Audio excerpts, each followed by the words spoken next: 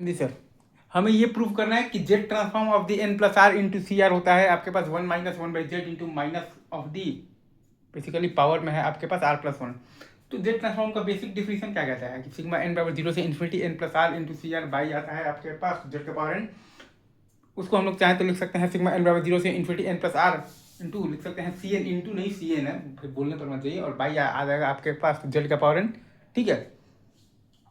तो आप देखें तो ये आपका क्या दिया, हम लोग ये जानते हैं कि एक्स सुपर आर का कोफिशिएंट इन 1 माइनस एक्स का पावर माइनस एन आता है आपके पास basically n plus r minus one c r, या फिर n plus r minus one और सी एन माइनस वन। हम ये जानते हैं कि एक्स सुपर आर का coefficient in 1 minus x super minus n आता है आपके पास basically n plus r minus one c r, या फिर n plus r minus one c n minus one.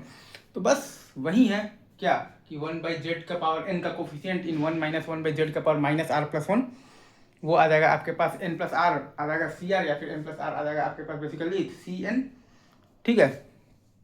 तो बस वही कर देंगे तो आ जाएगा हमारे पास, हो गया प्रूफ कि बेसिकली जो सिग्मा एन बराबर 0 से infinity n plus r into c r by है आपके पास बेसिकली जेड का पावर एन, वो बराबर आ जाएगा 1 - 1/z, और ये पूरा का power minus of the r plus one, और यही है आपका z transform of the n plus r c r बराबर आ जाएगा 1 - 1/z, और इसका पावर में है आपके पास माइनस आर प्लस वन।